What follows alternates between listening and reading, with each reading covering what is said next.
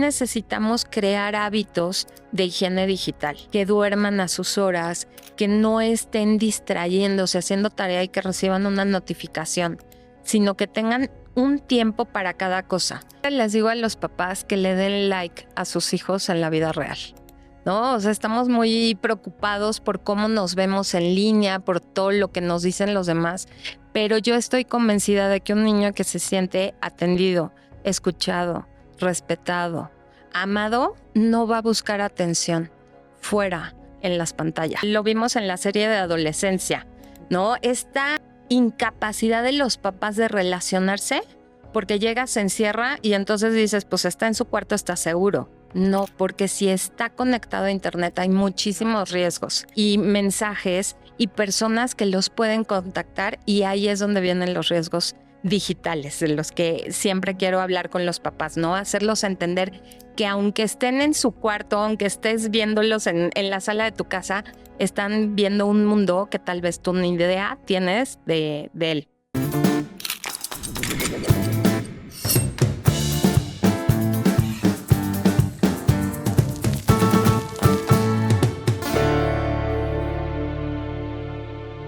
Bienvenidos a ¿De qué estás hecho? ¿De qué estás hecha? Soy Steph Dagger y hoy tenemos el placer de recibir a una invitada que nos va a hablar de un tema súper importante y que todos los que somos papás, creo que este episodio nos va a sumar muchísimo.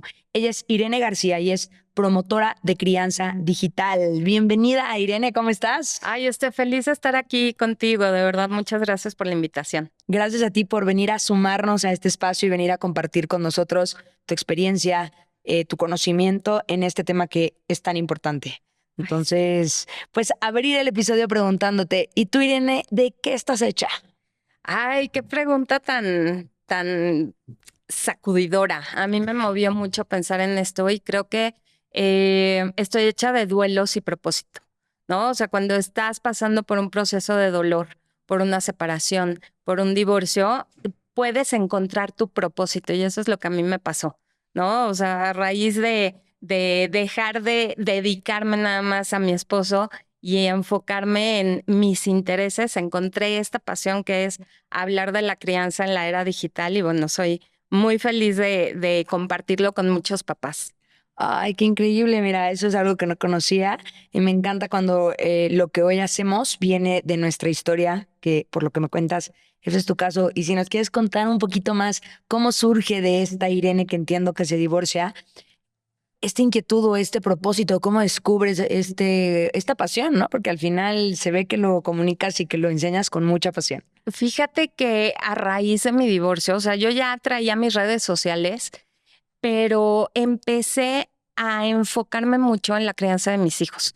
O sea, tristemente el papá también se divorcia de ellos y entonces fue tomar como esta parte de criar en soledad, ¿no? Y entonces encontrar una tribu, yo ya traía, gracias a las redes sociales, un grupo de mamás tuiteras. Entonces empezamos a crear contenido, abrimos un blog de 10 mujeres que se llamaba Diarios en Tacones. Entonces yo en mi vida pasada, ¿no? Antes del divorcio, tomé un diplomado en dirección del hogar en la Universidad Panamericana. Y ahí me dieron muchísimos tips para sobrevivir la maternidad, disfrutarla. Y entonces eso yo lo quería compartir y dije, bueno, Twitter es un espacio maravilloso para dar mommy tips. Y así empecé. Entonces abrimos el blog, empezamos a generar contenido y siempre digo que yo estoy en redes sociales desde antes de que existiera la palabra influencer. A mí ya me invitaban a eventos, ¿no? Antes de que se creara todo esto de los influencers. Y empecé a ver que era una forma de ayudar a mamás, de darles consejos. Y yo, te puedo decir, era adicta al celular. Mi hijo a los 6 años me puso un cartel en mi cuarto donde decía se prohíbe Twitter. O sea, imagínate el shock cuando empiezo a ver que, claro, o sea, esto te genera una adicción, pero lo empiezo a ver también con mis hijos, ¿no? Que empiezan con la pantalla, con las tabletas, con el celular. Y entonces empiezo a enfocarme más en esta parte de cómo generar una buena relación con los niños sin prohibir, sin evitar los berrinches y demás. gracias a mi trabajo de creadora de contenido digital, Netflix me invita a ser parte de su Stream Team de mamás blogueras. Wow. Entonces nos juntaban a las mamás para aventarnos todo su contenido, todas las series que venían, compartirlo en nuestras comunidades en línea. Y ahí veo un contenido que era para adolescentes, pero con temas bastante fuertes, que era 13 Reasons Why. Una serie que habla de suicidio, Sí. de drogadicción, de violación, de abuso, o sea, muchos temas fuertísimos en una preparatoria. Mi hijo en aquel entonces tenía 13 años y dije, la va a querer ver. Entonces voy a la plática con Netflix, la directora de comunicación nos habla que no recomiendan que los adolescentes vean solos la serie, sino que las familias hagan co-viewing.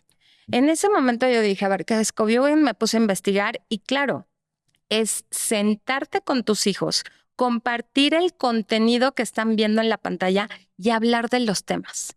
Empezar a usar como pretexto para educar lo que tus hijos están viendo en la pantalla. Y funciona con YouTubers, funciona con TikTokers, funciona con videojuegos. Si tú estás presente, la experiencia de tu hijo cambia al 100%. Pero además, si tú empiezas a interactuar con el contenido que están viendo tus hijos en pantalla, puedes empezar a hablar de temas complicados como suicidio, como alcoholismo, como abuso. O sea, ¿por qué? Porque tienes el pretexto Perfecto, sí. perfecto en una serie, no lo estás haciendo personal. No es, a ver, mijito, siéntate, vamos a hablar Se incomodan, ¿no? del divorcio, Sí. ¿no? O vamos a hablar del abuso. No. Entonces es mucho más ligero. Los niños también empiezan a generar un vínculo de comunicación contigo y de confianza. Saben que tú estás abierta a hablar de cualquier tema, Sí. porque lo estamos viendo juntos, estamos compartiendo Sí, el le quito esta contenido. parte de mi mamá lo sataniza, entonces me escondo, o mi mamá si lo ve no me va a dejar verlo, o sí, lo que dices, la incomodidad de las preguntas que cuando empiezan a crecer dicen, ya, bueno, los míos tienen 7 y de repente trato de, de hablarles de temas importantes y empieza uno sobre todo, ay, ya, ma, ya. Ajá. Y digo, tiene 7, ¿qué va a pasar? ¿Qué va a hacer de mí cuando tenga 13, 14? Exacto, porque si no empiezas cuando son chiquitos, cuando los temas son trabajo en equipo, la empatía, ¿no? El volver a intentarlo y demás, cuando vienen los temas fuertes, ¿no? Que van a venir, van a llegar, ya tienes este vínculo formado, ¿no? Y el que saben que puedes hablar, pueden hablar contigo de cualquier tema. Entonces, ahí fue donde me cambió la vida, Steph. O sea, siento que ese fue el punto donde dije, esto todo el mundo lo hace, pero que lo hagan activamente y conscientemente, porque también a los niños los ayudas a ser espectadores activos. Cuando tú no estás al lado, ellos van a tener tu voz en la mente. Me pasó con unos youtubers que a mi hija les encantaba, los polinesios, y yo así de... Cuando tú empiezas a criticar el contenido que ven tus hijos, ya valiste. Entonces lo que tienes que hacer es entender por qué tu hija pasa toda la tarde viendo videos de los polinesios. Y yo, a ver, enséñame tu video más divertido, ¿no?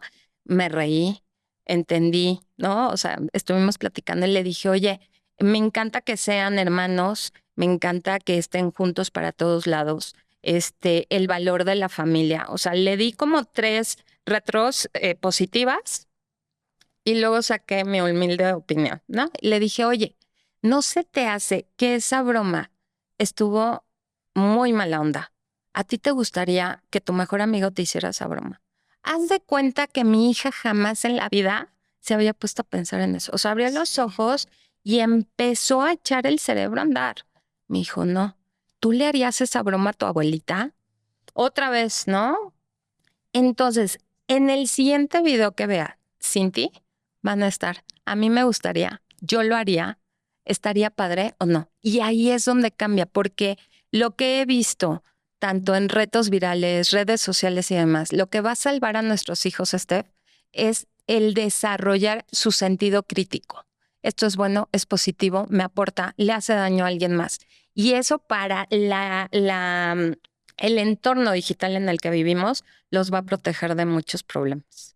No, me encanta lo que dices, porque aparte, digo, yo por ejemplo lo que hago mucho es de repente pongo películas, ¿no? Pero películas que yo pienso que tienen que ver para de ahí poder darles el speech ganador.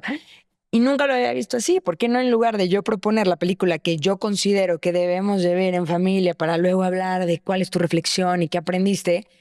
Sí, involucrarte en qué están viendo ellos, que a veces, aunque a nosotros nos da toda la flojera del mundo, ¿no? Porque a mis hijos de repente les encanta ver, por ejemplo, ¿no? Ver a alguien jugar Minecraft. Y hay una imposibilidad en mí así de decir, pues, ¿qué eso qué? ¿Cómo lo haces ahí? Pues así, usando mi ejemplo. Igual, o sea, de seguro tus hijos conocen a Mr. Beast y Sí, les encanta, ¿no? Entonces yo me aventé sí. todos los episodios del reality que salió Mr. Beast, ¿no? Y también ver sus videos y entonces me comparten, mira, abrió un refugio de mascotas y entonces está promoviendo que vaya la gente a adoptar. Oye, qué increíble, no inventes, imagínate que lo hiciera cada mes.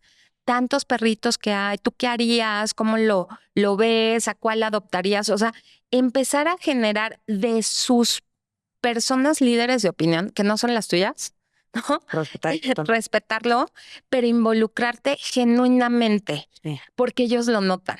Entonces, por ejemplo, mi hija le encanta Billie Eilish, ¿no?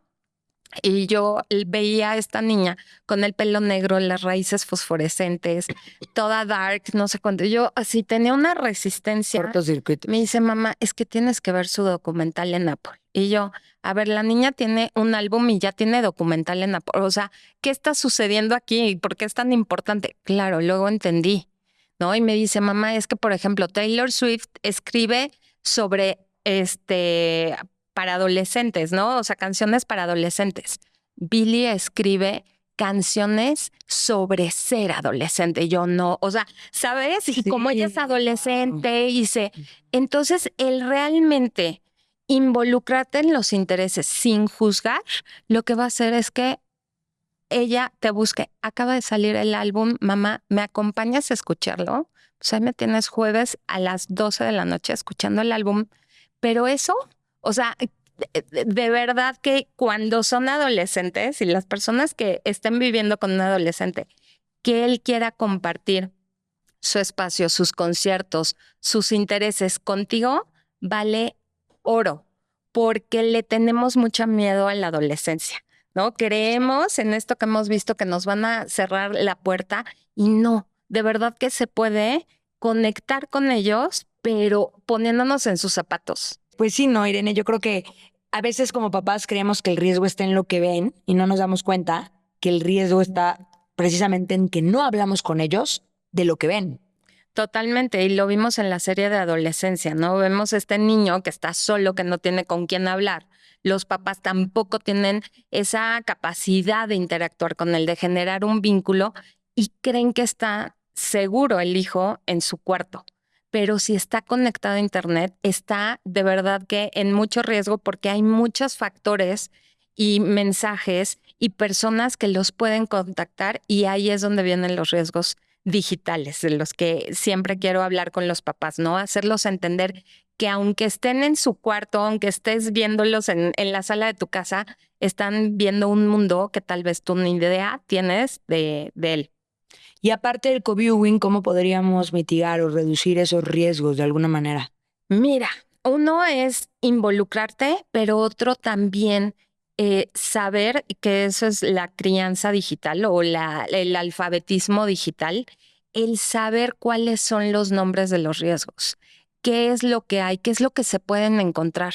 Mira que nuestras mamás nos enseñaban a cruzar la calle, ¿no? Así de, te voy a enseñar a cómo ir a la papelería y entonces fíjate a los dos lados y entonces no le hables a nadie y fíjate en el cambio, o sea, era todo un proceso en el que nos acompañaban para llegar a la papelería, por ejemplo.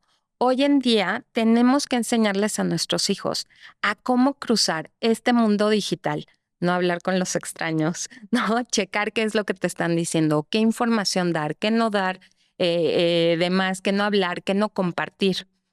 Entonces, si nosotros no tenemos ni idea de cómo usar la tecnología, de saber cuáles son los riesgos, ¿cómo los podemos acompañar? ellos se encuentran, hay una estadística que acaba de salir en Grooming Latam, que es una fundación que está en Argentina, donde dice que 3 de cada 10 niños piensa que sus papás no saben nada, ¿no? Si ellos tienen la idea de que no sabemos nada, dicen, ¿quién me puede ayudar? Entonces se encuentran en esta parte donde no saben a quién pedirle ayuda. Nosotros cuando hablamos con niños de 7 a 10 años, que son los más chiquitos a los que les damos taller, siempre hablamos del escudo de confianza, ¿no? ¿Quién te protege? Entonces les hacemos que ellos hagan un escáner de todas las personas adultos, porque siempre van a decir, mi mejor amigo Pedrito. No, Pedrito tiene 8 y no te va a ayudar. ¿Qué adultos te cuidan? ¿Qué adulto tú tienes confianza? Porque hay muchos que los cuidan, pero no todos tienen confianza. Sí, como a quién te acercas, ¿no? Sí, entonces muchos dicen mi mamá, pero otros dicen mi tío, mi tía, mi abuelito, ¿no? Entonces tú como mamá, al saber que su persona de confianza es tu hermana, es tu cuñado y demás, hablar con él y decirle, oye, tal vez te va a pedir ayuda. Si está en un problema o demás, dime, ¿no? O sea, dale ayuda, ¿no? Pero necesito saber. Entonces, crear esta red de apoyo para que el niño sepa a quién acudir cuando se enfrente a algún riesgo dentro o fuera de la pantalla. Claro, y a ellos, como ahorita que decías los talleres, ¿no? Que tienes. Sí. ¿Cómo preparas a los niños? O sea, ¿cómo les hablas del tema de los riesgos? Porque, por ejemplo, a mí me pasa mucho que ya mis hijos, para empezar, puse la regla de no pueden usar YouTube hasta que tengan 9 años, pobres, ¿no? Pero me choca de repente el YouTube. Aunque yo esté ahí, aunque les digo, parecen zombies cuando ven YouTube. Entonces les digo, luego me dicen, ¿podemos jugar en línea el Minecraft? Y les digo, no, en línea no. Pero claro que cuando me preguntan la razón, pues con mi poco lenguaje digital, ¿no? Trato de explicarles, no, pues es que hay personas que te roban. ¿Cómo puedes a un niño de 7, de 8 años explicarle los riesgos que hay detrás de jugar en línea, de, pues sí, estar conectado a una red en donde se conectan personas que no sabes quiénes son, que no sabes sus intenciones, para, uno, no asustarlos tampoco, pero sí que hagan un poquito conciencia y no sea solo como, mi mamá me dice que no porque no. Sí, fíjate que esa es una gran pregunta y también las mamás cuando dicen, ay, es que no quiero hablar del grooming. Grooming es el riesgo donde adultos se hacen pasar por menores de edad y los captan precisamente en videojuegos. Por eso, qué bien que los estás cuidando, porque ese es donde más los están contactando, ¿no? Entonces tenemos personajes que los niños son divertidos, son cercanos, les damos las características. Entonces, si les pasamos algunos videos donde es muy real. Y a nosotros cuando vimos un video y es un hombre, o sea, que está con calzones, claro, tiene corazoncitos, pero está así como que con pelos y todo desaliñado, ¿no? Y la niña piensa que es un niño de su edad, ¿no? Los niños de verdad, o sea, se impactan y dicen, es que sí puede ser un señor que está en su casa, ¿no? Y se ve con botellas como de alcohol y demás. Nunca sabes quién está detrás de la pantalla. Entonces, más que prohibir, es decir, puedes jugar en línea sin hablar con desconocidos, ¿no? Y que les enseñamos cómo evitar dar datos personales. ¿Cuáles son los datos personales? Entonces, hacemos toda una lista. No digas tu nombre, Nombre, correo, dirección, escuela y todo eso. Pero también hablamos con los papás, Steph, porque los niños de verdad no sabes qué bien se portan. O sea, siguen las reglas, tienen el perfil privado y demás. Pero nosotros como papás estamos poniendo el festival del kinder del año, o sea, estamos dando toda la información y ese es otro gran riesgo que se llama sharenting, ¿no? Es compartir tu crianza en línea. Y ahí es donde estamos de verdad anunciando cuáles son los hobbies de tu hijo, a quién le va. Entonces, eso, o sea, si captan a tu hijo que está en Minecraft, se van a tu perfil de Facebook y dices, mi hijo ama Alcaraz, por ejemplo, ¿no? Y es claro. Entonces empiezan a realmente armar todo para llegar con tu hijo y decirle, yo amo Alcaraz también. Y ahí es donde generan en menos de 10 minutos un vínculo con tus hijos. Entonces es donde nosotros también tenemos que poner atención de qué es lo que compartimos en línea, porque los niños de verdad se cuidan. Los niños saben, pero muchos niños también llegan y me dicen, es que yo no subo nada de mí, pero mi mamá siempre me anda publicando y no me gusta cuando sube fotos. Y ahí es donde siempre les digo, ¿qué edad tiene tu hijo? No, pues 10, 11, ya perdiste los derechos de imagen de tu hijo, ¿no? Aprovecha antes y después nosotros tenemos que hablar con ellos y es negociar cuándo sí, cuándo no. Y si te dicen, mamá, no me gustó esa foto, la bajas, porque el peor riesgo que tiene el sharing es perder esa relación de confianza con tus hijos.